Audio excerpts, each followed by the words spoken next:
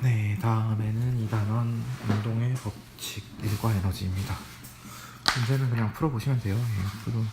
저는 그냥 대학 때 답지 사서 다 배웠는데 그 푸는 방식이랑 문제 다 풀어보고 외우니까 성적은 잘 나오더라고요. 그래서 이렇게 풀어보시면 되고, 저는 그냥 개념 잡는 거 조금 잡아볼게요. 어차피 푸는 거 저 다 까먹어서 잘 모르니까.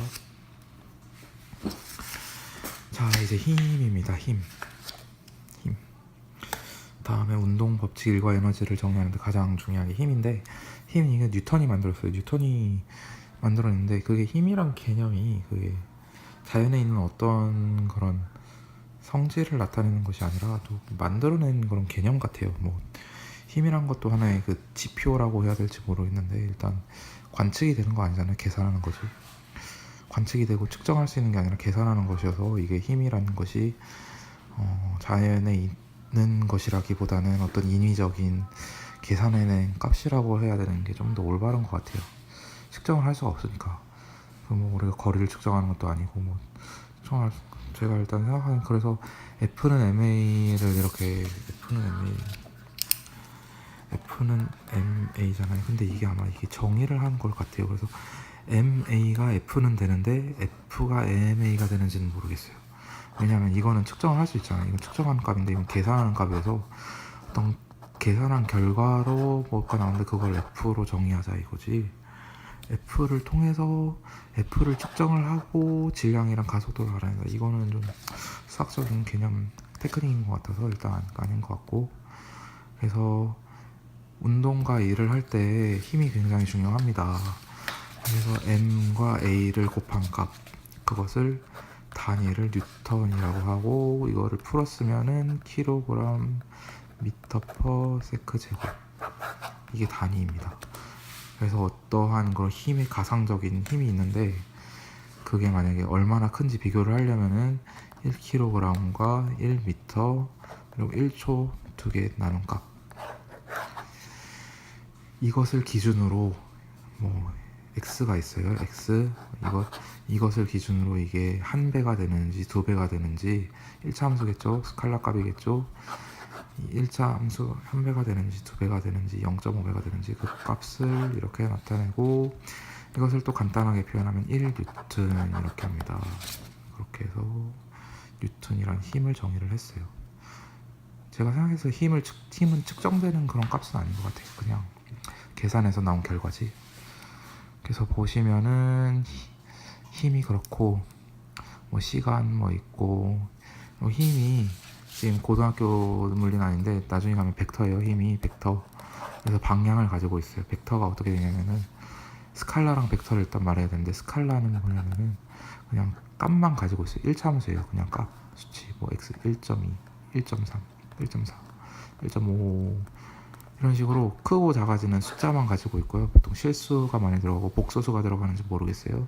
자연수 될 수 있고 실수가 들어가고 복소수는 모르겠고. 그리고 벡터는 뭐냐면은, 벡터는 AI 방향을 가지고 있어요. 그래서 이런 식으로 방향을 가지고 있어서 스칼라가 두 개나 들어있어요. 그러면 2차원 정보를 표현할 수 있겠죠. 변수가 두 개니까. A가 I, J는 방향을 나타냅니다. 그래서 보통 I는 이 방향, J는 이 방향. 어쨌든 간, 그래서 2차원의 정보를 나타낼 수 있는 값이 이렇게 벡터입니다. 그래서 벡터가 있으면은 이게 2차원이잖아요. JK라고 해봐요. 이런 식으로 1차원, 여기까지 1차원, 여기까지 2차원, 여기까지 3차원 쭉 하면 n차원까지 쓸 수가 있어요. 그래서 이렇게 벡터 값으로 어떤 정보를 나타내는데, 당연히 이 스칼라보다는 벡터가 정보량이 많겠죠. 그래서 어마어마한 정보를 압축할 수가 있는데, 간단하게 이렇게 스칼라 위에 화살표를 표현을 해서 벡터라고 나타낼 수 있습니다. 보통 힘은 이렇게 정보가 하나만 들어있는 게 아니라 어마어마하게 많이 들어있어서 이걸 갖다 벡터라고 표현을 합니다. 그래서 F는 MA, 이런 식으로 벡터를 사용해서 엄청나게 많은 정보를 압축을 해서 표현을 할 수가 있는데, 그 얘기예요. 그래서 보시면 여기 보시면 힘이 3요소가 있죠. 크기, 스칼라, 방향, 벡터. 작용점은 모르겠어요. 그냥 벡터의 작용점이겠다. 그래서 합성 같은 경우에는 이렇게 힘이 두 개 이렇게 더 할 수 있고 뺄 수 있고 그래요. 무슨 자연수에서 뭐 그런 거 있잖아요. 더 할 수 있고 뺄 수 있고 뭐 이런 거. 힘은 더 할 수도 있고 뺄 수도 있습니다. 벡터도 그렇고. 그래서 이제 뉴턴의 법칙을 설명할게요. 뉴턴 법칙 세가 있는데 일단 1법칙은 보면은 관성의 법칙이래요. 그래서 뭐 계속 운동 상태를 유지하는 성질이라고 하는데 잘 모르겠어요. 그냥 뭐 운동을 유지하려는 성질이 있는데 그래서 외부에서 힘이 가해지지 않는 한 운동을 유지한다. 뭐 예를 들면 건드리기 전까지는 간섭받지 않는다. 뭐 이런 개념이에요. 이런 뉴턴이 그랬나? 뭐 욕하기 전까지는 하던 일 계속한다. 뭐 이런 느낌이겠죠. 그게 운동에서도 적용이 된대요. 그래서 뭐 등록금을 끊기 전까지는 학교에 계속 다닌다. 이게 뉴턴. 글쎄요. 하여튼간 뭐 이런 1법칙이 있고 2법칙은 보면은 글쎄요. 2법칙은 질량과 가속도의 관계인데 잘 모르겠어요. 그래서 여기 보시면은 A는 M분의 F에 비례한다고 했잖아요. 이게 왜냐면은 M이랑 A는 측정이 가능한데 F는 측정 가능한 게 아니어서 계산하는 거잖아요. A를 구하려면은 이게 쉽게 안 되는 이유가 M이랑 A를 측정을 해서 F를 계산하는데 A를 구하려고 F를 측정을 할 수가 없잖아요. 그래서 뭐 이미 계산된 F를 측정된 M으로 나누면은 가속도에 비례를 하더라. 그래서 가속도라는 게 있는데 그런 거는 질량에 반비례하고 뭐 계산된 값 힘에는 비례를 하더라. 그리고 뭐 가속도의 방향과 알짜 힘의 방향 같다. 그러니까 알짜 힘이 뭐냐면은 모든 힘을 다 더해서 나온 최종적인 힘의 방향이에요. 제가 아까 파리가 설명드렸잖아요. 파리가 음식에 앉아 있었는데 막 날아다니다가 또 음식에 딱 앉았어요. 그러면은 이제 파리가 처음 음식에 앉은 방향 위치와 나중에 음식에 앉는 위치 그 방향 있잖아요. 그 이동 방향 그 방향이랑 뭐 파리가 앉은 음식의 방향은 아니겠지만 하여튼 그게 그 방향의 개념이 그렇고 그 물체가 최종적으로 움직인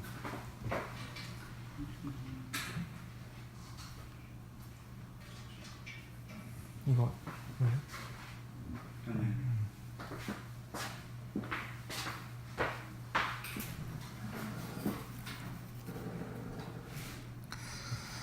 방금 누가 휴게실에 갔다 와가지고 그래서 파리가 그 움직인 처음과 끝의 최종 방향이랑 결과적으로 물체가 움직이는 방향은 항상 같대요. 왜 그런지는 모르겠으나 방향이 같으니까 결과적으로 가속도를 구할 수 있는 거겠죠. 왜냐하면 힘의 방향이랑 A 방향이 같으니까 스칼라로 수치도 같고 방향도 같으니까 뭐 같다고 합니다. 다음 3법칙 뉴턴이 이렇게 법칙을 3개를 만들어냈어요. 1법칙 그렇고 2법칙 그렇고 3법칙은 보시면은 어떤 거냐면은 모든 힘은 두 물체 사이에서 상호작용한다고 해요. 그래서 물체 A가 B에 가하는 힘을 작용이라고 하면은 B가 A에 가하는 힘을 반작용이라고 해서 그래서 한쪽만 가하는 게 아니라 서로 이렇게 가한다는 개념. 내가 누구한테 욕을 하면은 걔가 가만히 있지 않잖아요. 다시 욕을 하지. 이런 개념인 것 같아요. 내가 항상 욕만 하는 그런 것은 사람이 아니다. 물체도 항상 힘만 가는 그런 상황은 사람이 아니다. 그래서 작용 반작용의 법칙은 내가 여기 이렇게 보시면은 힘은 항상 상호작용을 한대요. 가기만 할 수 없고 받기만 할 수 없고 서로 주고받는 거를 동시에 하는데 뭐 그래서 내가 이렇게 가했는데 반대되는 힘이 있다. 그럼 뭐 반작용이라고 하고 그것도 하나의 힘의 종류네요. 방향은 다르지. 개념이 있다고 합니다. 잘 모르겠어요. 이거는 작용 반작용 잘 모르겠어요. 그리고 운동량이라는 거를 또 개념 이제 정의를 합시다. 운동량과 충격량. 아까 제가 업로드를 뭐를 했죠? 업로드를 D를 업로드를 했고 T를 업로드를 했고 M을 업로드를 했고 V는 계산하고 A도 계산을 할 수 있죠. 이것도 업로드 된 거예요. 제가 업로드된 박스. 제가 이렇게 세상의 모든 움직임을 5가지 변수로 표현할 수 있다고 제가 이 업로드예요. 갈수록 늘어납니다. 세상에 있는 모든 움직임을 좀 더 이렇게 좀 저해상도로 표현을 하면은 이렇게 5가지로 표현하는데 고해상도로 표현을 하면 어마어마하게 세밀하게 표현을 할 수가 있어요. 어마어마하게 세밀하게 표현을 할 수가 있는데 일단 저해상도로 5가지로 표현을 합시다. 이제 세상을 표현하는 그런 해상도가 늘어날 거예요. 하나 더 정의를 합시다. 운동량 P가 있는데 운동량 P를 정의를 하는데 여기 필요한 거는 질량, 속도예요. 질량 갖다 쓰고 속도 갖다 쓰고 곱하기 수학 박스도 있죠. 수학 박스 아까 작은 나누기 썼죠. 이제 수학 박스에 곱하기 쓸 거예요. 곱하기를 갖다가 넣습니다. 수학 박스랑 이런 변수 박스에 보면은 운동량이란 거를 정의를 하면은 질량과 속도의 곱하기 수학이에요. 이걸 운동량이라고 정의를 합니다. 계산된 값이에요. 측정할 수 있는 값이 아니라. 그래서 운동량을 정의를 하고 또 여기 보면 충격량도 정의를 하네요. 충격량도 정의를 하는데 충격량 뭐죠? I를 정의를 하는데 F 곱하기 T래요. 시간 곱하기 힘이래요. 충격량이라고 합니다. 그래서 제가 박스에 여기 P도 있고 I도 있습니다. 이제 세상을 기술할 수 있는 해상도가 높아졌죠. P, I 이거를 이게 과연 같냐 이런 거를 계산할 때 좋은 점은 차원 해석이란 거 고등학교 때 배운 게 있는데 운동량이 P가 MV잖아요. 그러면은 차원이 킬로그램 그리고 V가 미터 퍼 세컨이잖아요. 이렇게 돼요. 그리고 충격량 I도 보시면은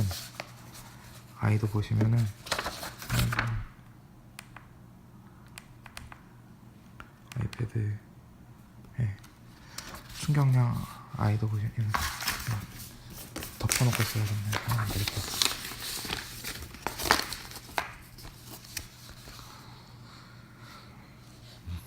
충격량 I도 보시면은 이거잖아요. 그러면 차원이 FT니까 킬로그램 미터 퍼 세크 제곱 곱하기 세커요. 그러면은 킬로그램 미터 퍼 세커요. 그래서 단위가 같아요.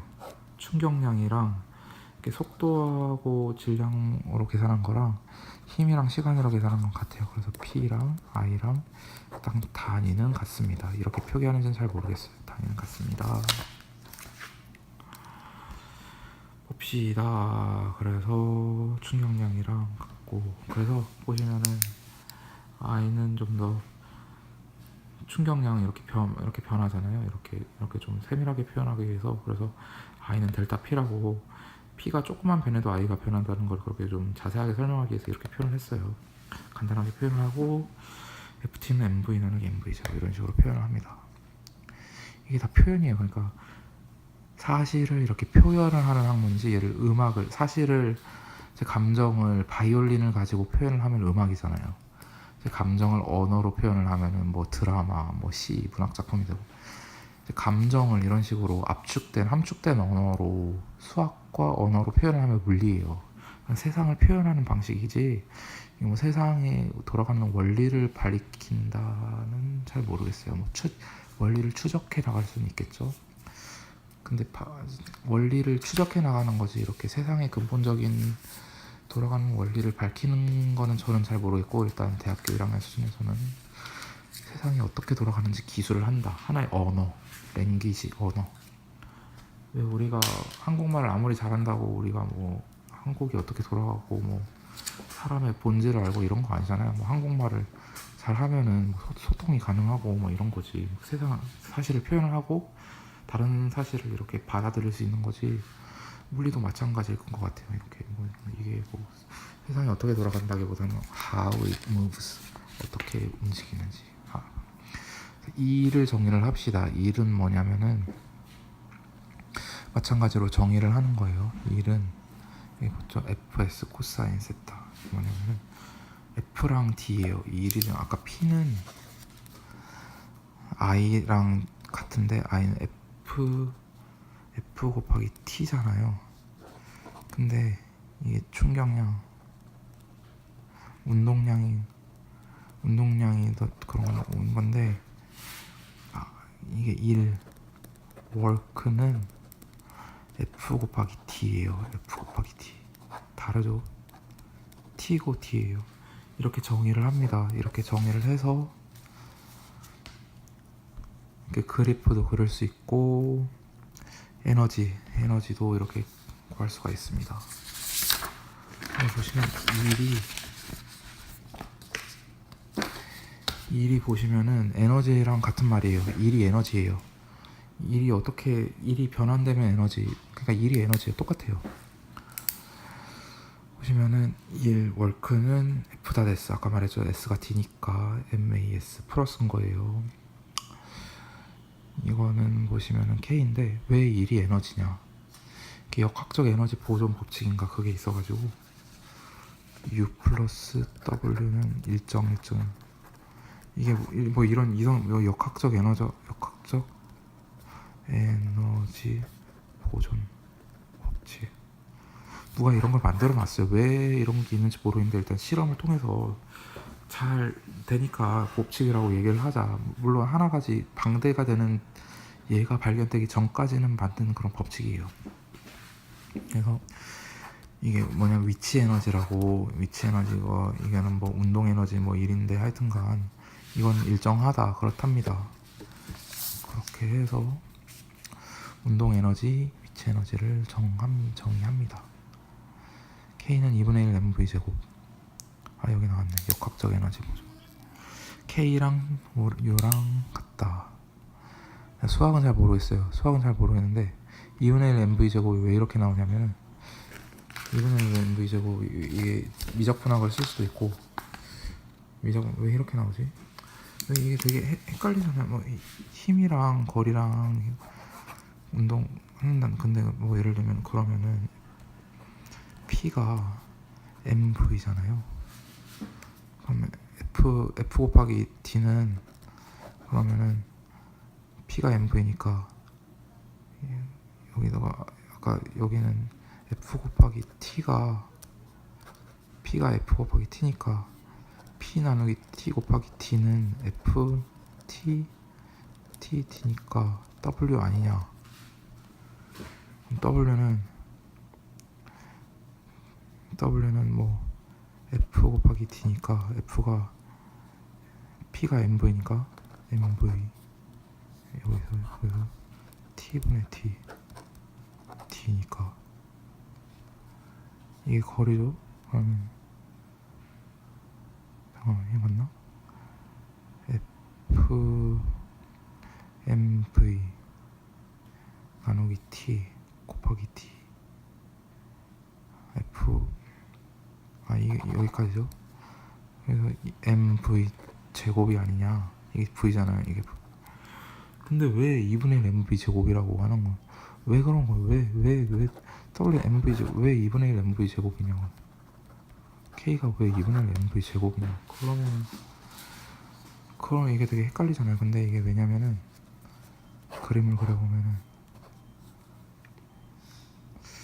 이게 F고 이게 D고, 여기 보면은 F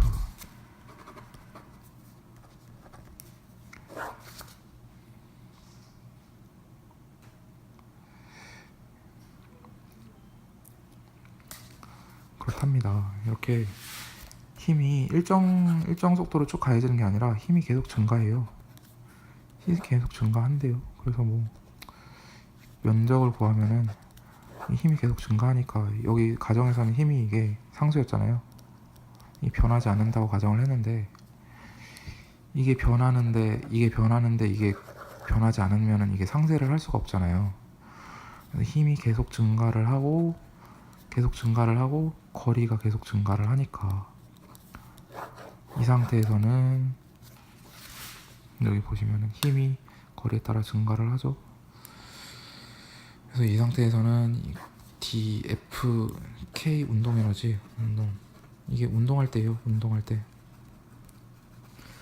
운동은 k는 fd는 2분의 1을 붙여줘야 돼요. 왜냐면 이 면적을 말하는 거니까. 2분의 1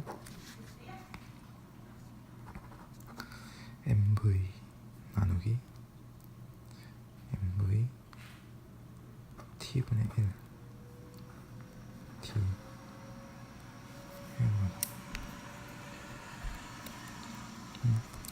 2분의 1 mv 제곱. 수학 잘 모르겠어요. 세상에 이렇게 된대요. 그래서 힘이 변하니까 이게 앞에 2분의 1이 붙는 겁니다. 운동 에너지가 세상의 모든 법칙을 설명하는 근본적인 이유다 아니에요. 운동을 기술하는 방법이에요. 계산해서 간단하게 계산해서 운동을 기술하는 방법입니다. 그래서 이런 거 계산해서 하면 됩니다. 끝.